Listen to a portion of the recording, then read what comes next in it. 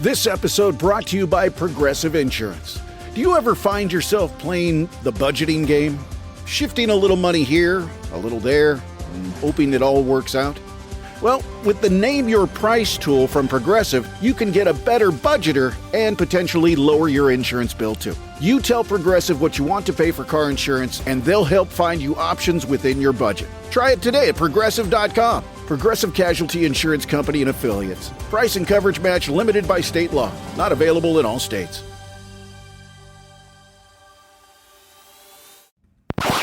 Now tuned into the greatest. So when that bag come, I won't fumble. I'm just stacking on the low, but hey, I'm tired of being humble. Let me get to it. That motivation music. Get control of your life, don't let nobody else do it. Cause we're not gonna have Metro S550s cruising. Feel like you winning on the ground. Yes, sir. What's up, everybody? Welcome back to The Run with me, Manny Wilson, all the way from Detroit to Chicago to your speakers and headphones. I appreciate you tuning in to the first interactive sports podcast, a community that makes sure your voice is heard. So if you hear something you agree with, you disagree with, you like or you dislike, go ahead, shoot us a quick take on our voicemail line. That's 219-413-9405. And of course, we'll play it back on our next episode. And then shout out to SeatGeek for sponsoring this episode. Get $20 off your next ticket purchase or your first ticket purchase when you use the promo code TheRunPodcast. Now, this code can only be applied for first-time users on the mobile app or website. So I don't know about you, but it's a lot of baseball games and stuff I still plan on going to, checking those out. So use those, use it for tickets or concert tickets or whatever it is you want to do. But go ahead and check that out. Anyway, I wish I could say go to a basketball game, but that's just not going to be the case anymore since you have your NBA champions. The Oklahoma City Thunder are your 2025 NBA champions. SGA, Shai Gilgeous-Alexander, was the NBA Finals MVP, and he also won the NBA regular season MVP award. He joined some elite company as he won Finals MVP and the regular season MVP. He joined Shaq Jordan, who did it 4 times, which is crazy, and also Kareem Abdul-Jabbar. So it's only four players in total who have won the regular season MVP award and also the NBA Finals MVP award. So SGA joined some elite company there. Happy for him, man. They definitely deserved it. But here's a couple stats to keep in mind for this Game 7 and just throughout the series too. So I'll start this, but mainly pertaining to Game 7, here's some stats you want to focus on before I talk about it. Now the Oklahoma City Thunder, they balled out. They did their thing. SGA, he had 29 points, 12 rebounds, 5 assists, and an impressive 1 turnover the entire game. He did have a rough shooting night, shot 29%, but he got the win. That's all that matters. Chet, he had 18 points, 8 rebounds off 75% shooting, so he showed up. And J-Dub, he also put up his usual 20 points off 35% shooting. Now, the Indiana Pacers, obviously, as we know, they had no Halliburton after the first 7 minutes, which did make an impact, but not an excuse at all for the Pacers fans out there saying it is. Siakam had 16 points, which he could have did a lot better. Benedict Mathurin, he was the only one that played like he didn't want to go home. He had 24 points, 13 rebounds off 42% shooting, which is a solid performance for him. TJ McConnell had 16 points. Andrew Nembhard had 15 points. I mean, a lot of guys stepped up, but the biggest issue for me was Pascal Siakam. I'm like, where were you, dude? I mean, we needed you to step up and really be that superhero since Halliburton went down. But he didn't really show. And I mean, credit to Oklahoma City because they played a lot of great defense on him. And they did swarm him whenever he got into the paint and all of that. So it was tough. It's not an easy task for Siakam to score, especially when the guy who's usually setting him up for buckets is not on the floor. I thought Miles Turner could have also did a lot better in this game, but Miles Turner was practically a no-show as well in this game here. When you talk about OKC in the Thunder in Game 7, he didn't really do much impressive. I got to go back and look at the stats and see exactly what he had, but Turner only had 6 points. So to me, someone who I've given a lot of praise to over the course of the regular season and even throughout the playoffs, Miles Turner, 6 points in Game 7 of the NBA Finals when they need you the most after Tyrese Halliburton stepped down or went down. Like, this is a shame. And for this instance of Miles Turner only having 6 points, I think the Indiana Pacers should trade him, send him to somewhere like Detroit so he can really be punished. Send him to Detroit, and then Adam Silver should actually go ahead and make Miles Turner take a pay cut as he sends him to Detroit, because that's an awful performance. He deserves to be punished. Anyway, so, but no, Miles Turner, man, he definitely got to step up big. And all of this here, I'll say, obviously we know there was no Tyrese Halliburton. This was the biggest issue here. He went down, but it's not an excuse. Anybody who's out there saying, oh, if we had Halliburton, if Hallie never went down, he was on his way to iconic performance. Yeah, we don't know that for sure. The game is based on power and runs. When he was in the game, they had a good run. So we don't know exactly what would have happened throughout the game. However, I think it's unfair to say that it wouldn't have been different if Halliburton has played, because anybody who's watched this finals, you clearly understand how Halliburton has affected this team. He's obviously been the one setting the pace. He's been the one that helps with shooting, being able to stretch the floor a little bit, being a guard who can pull it up from deep and just knock down these shots. He creates opportunities for others, which is why we've seen guys like Miles Turner and Siakam kind of wet the bed when Halliburton wasn't there, because he wasn't able to create opportunities for those guys. Those guys are great players, but ultimately they're a great team, and an even better team rather than a group of individuals. So they needed someone like Halliburton to go out there and actually set the play up for them and extend the play, create the opportunity for them. So to me, that was a big reason why we didn't see Siakam have a good game after Halliburton went down, or Miles Turner have a good game after Halliburton went down, because he sets those guys up. So we know what Halliburton brings to the game. He's a clutch player as well. And I think it is unfair to say, the game would have been different and Pacers would have won. It's not cool to use that as an excuse. However, you have to acknowledge that the game was slightly altered because of the injury. I personally think Thunder would have won either way, just because, they were already at home. They're a good team. And these guys are rolling. When Lou Dort is knocking down crazy threes like he was making, what can you do? So I never like to play the if game about, if Halliburton was here, if this. Yes, a lot of things that could have happened. Maybe Siakam would have had a better game. Maybe Turner would have had a better game. But at the end of the day, that wasn't the case. And personally, Thunder is still going to be a tough team to beat. I believe Thunder is going to be a tough team to beat anytime you play them at home in Game 7 of the NBA Finals. Like, come on, man. You got to consider that part of it, too. And anyway, I'll say this about Thunder, and then we'll kind of break down another aspect of, SGA winning the Finals MVP and all of that stuff. But you got to really, too, looking at Game 7, I personally didn't think Thunder played their best game. And it's going to sound like I'm hating, but I'm really not, man. They're a great team. They did their thing. And the thing that's really separated the Pacers and the Thunder in this series, The one thing that separated Indiana Pacers and Oklahoma City Thunder was the amount of turnovers and the ability to take care of the ball, man. Because the Thunder, man, only having 7 turnovers in Game 7 while forcing multiple turnovers from the Indiana Pacers is incredible. In every game that the Thunder has won this series, they've had less turnovers and forced multiple turnovers from the Indiana Pacers. So, this is a team, man. They swarm. They play great defense. Obviously, we already knew they were number one coming into the postseason. But man, this was the biggest difference maker, because you can argue that the Pacers have a deeper roster and a deeper team. And you can argue that head to toe that they're better and this is that, they shoot better, whatever. You can argue a lot of different things that side in the Pacers' favor. But at the end of the day, man, when these guys were on the floor, Thunder was more poised. They took care of the ball.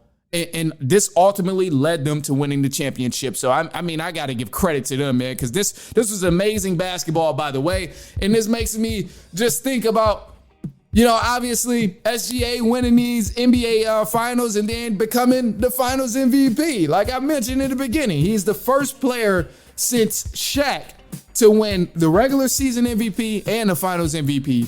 Jordan did it 4 times, which is just crazy. Kareem did it once as well.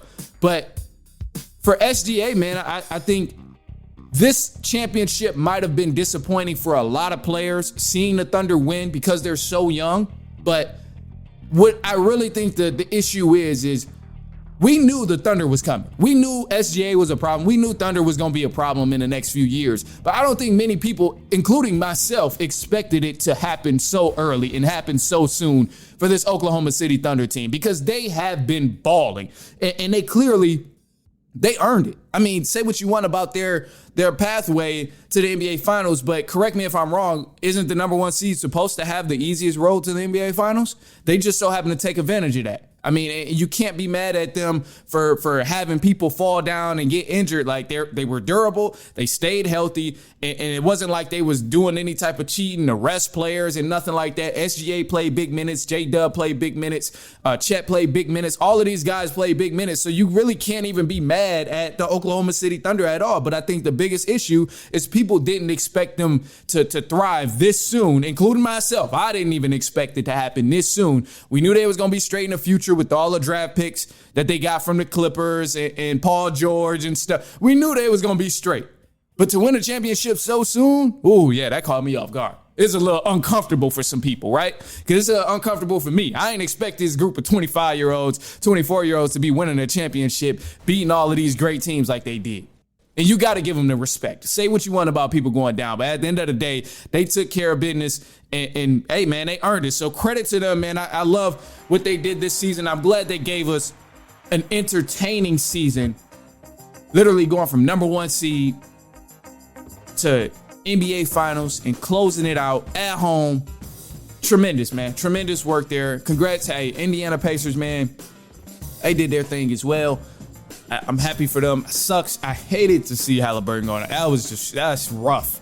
That was rough, man. Send some prayers up to Halliburton, like, and his family and his spirits. Make sure he's in good spirits, because, man, that was rough to watch, especially since he knew the risk. He knew it was coming and all of that stuff. So anyway, stay tuned. We got some more coming up. Kevin Durant, as you know, man, he's on the move, no longer with the Phoenix Suns. So we'll break that down in just a second. Stay tuned. We'll be right back. It's halftime.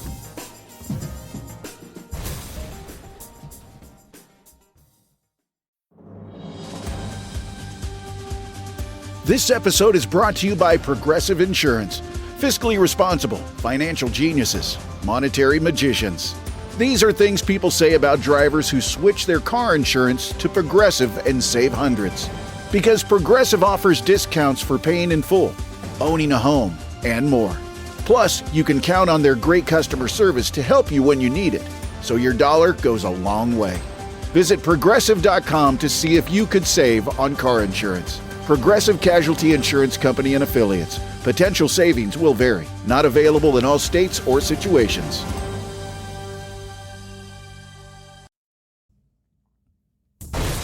All right, man. So look, the Houston Rockets and the Phoenix Suns, they made a trade. So the Suns, they traded Kevin Durant to the Houston Rockets for Jalen Green, Dylan Brooks, the number 10 pick in the 2025 draft, which is happening, I believe, Wednesday. And a five second round picks going to the Phoenix Suns. So, wow, big trade here.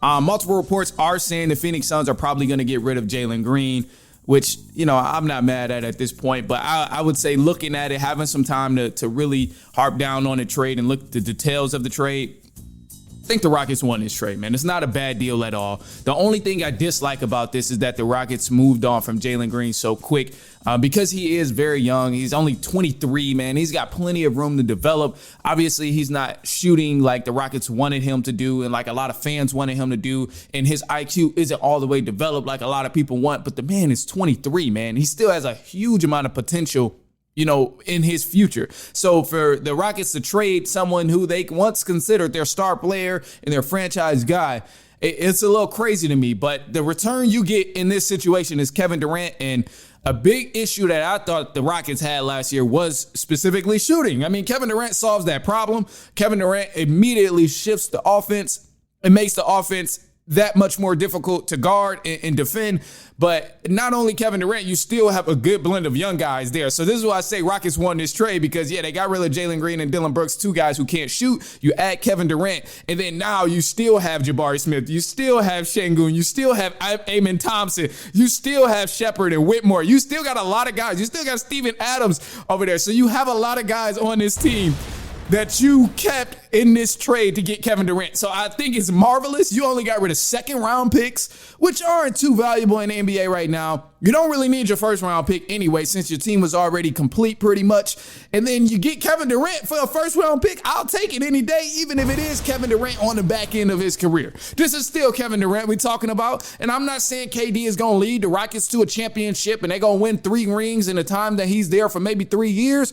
But all I am saying here is Kevin Durant damn sure gives you a better chance to win a championship than Jalen Green and Dillon Brooks. Without a doubt. Anybody who argues that with me, that Kevin Durant doesn't give the Rockets a better chance to win a championship than Jalen Green and Dillon Brooks, why are you watching basketball? If you seriously believe Dillon Brooks and Jalen Green on this Rockets team could have helped them go win a championship in the near future over Kevin Durant, you got some serious soul seeking to do in your basketball knowledge. That's all I'm gonna say. That's all I'm gonna say, man. Because it's why I'm so happy for this deal, man. It's great for the Rockets, and I think they're gonna benefit from it.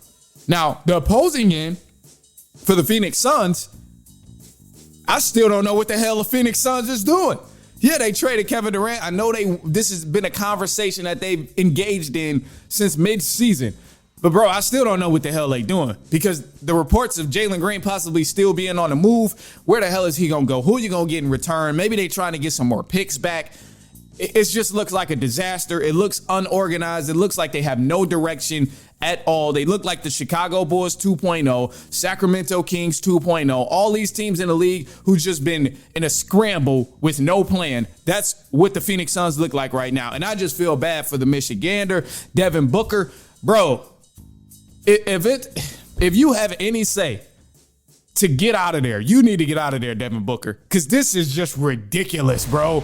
This team, oh, man, I hate to see a great, talented superstar, all his potential go to waste. But all this time Devin Booker has been playing with Bradley Beal and the time he spent this year playing with Bradley Beal, it never occurred to you that, damn, as great as Bradley Beal was, all of his potential, all of his talent was wasted in D.C.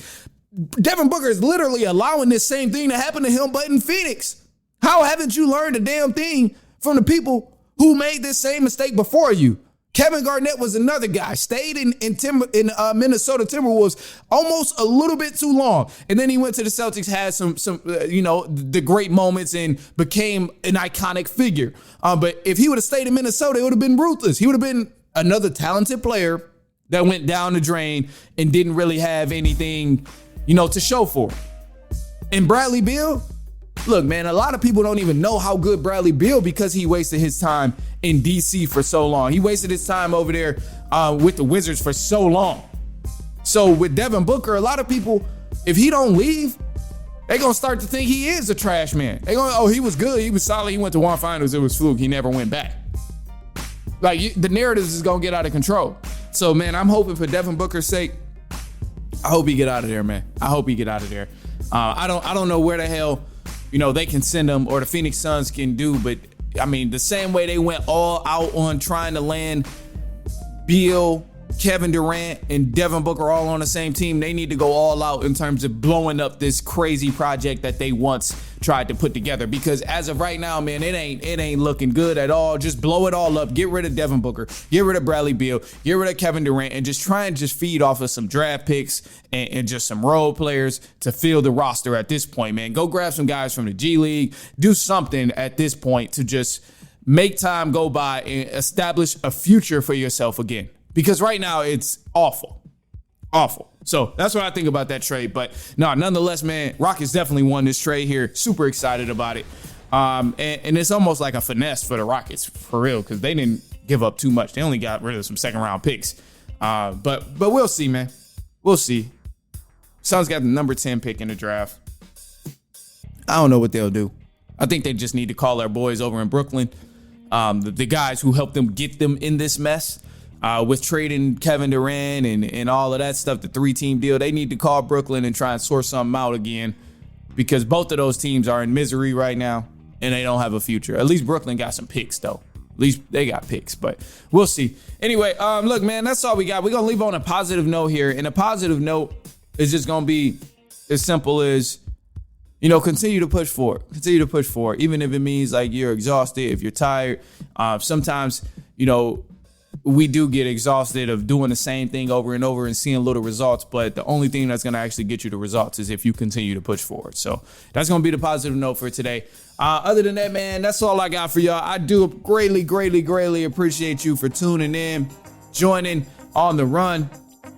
Send this to a cousin, a brother, an aunt, uncle, a niece, a nephew, coworker, friend, spouse, anybody you know of who enjoys sports, especially if I talked about their favorite team, favorite player, whatever the case is. And what else we got, man? I know we got basketball stuff coming up, like the draft and all of that. I'm gonna keep it a buck, man. A lot of people in this draft, I know it's some good prospects, and I see the clips and the tapes of some people who are considered good prospects. But everybody after Cooper Flagg, to me, I ain't really seeing too much where I'm impressed. And I'm gonna be honest too, man. I haven't haven't really done too much research to say, oh, this guy's him. He's gonna be solid. Oh, he's gonna be solid. Like, I know it's a couple people out there. I know my man from Nevada might be a sleeper as well, the guard from Nevada. But yeah, man. I ain't gonna lie. I don't know how I feel about the draft coming up, man. I'm gonna be honest. It's for some reason it's not as hype as the NFL draft. Like, and I think it goes down to maybe the marketing of the players and the marketing of, the event. But a lot of the events that the NBA have just don't really compare to NFL on the scale of marketing. Like, they just had the NBA Finals Game 7, 2 best words in sports. Like, this is just insane that, like, it's still not as big as the Super Bowl, which is wild. And maybe, these are just, regular thoughts that you have, but I don't know, man. I struggle with that. And I think, also too, NFL is making a lot of moves that's beneficial because, like, they gave us the Super Bowl for free. And this is the biggest issue. This is where I really think the ratings and stuff come down with the NBA, because we just witnessed the Game 7. Wasn't talked about. We gonna get the ratings report and they're gonna be like, oh, the least watched finals and Game 7, whatever, all of that. We gonna see that type of stuff. But the big issue is the NFL is giving us some of this stuff for free. Like, they make us pay for the whole regular season, matchups, Thursday Night Football, all of that. It's everywhere, Prime, Apple TV, HBO Max, all of this stuff. But when they say Super Bowl, they say, all right, look, everybody can watch it for free. We want everyone involved. Why the hell the NBA Finals ain't do that? NBA been struggling, and it's on Adam Silver, because all we did was ask for a finals logo, the finals patch, but yeah, we still ain't get it. All we wanted, it took the NBA like 3 games to give us the finals in cursive on the court, and they still barely even wanted to do that for us. So, this is stuff I can go on and on about this all day, but I'm gonna leave y'all. I just, that's the stuff that just fester in a little bit. It just fester in a little bit. So I don't know. I think about that. But anyway, look, man, I'm up out of here. I'll see y'all later on this week. And so on, and so on, and so on.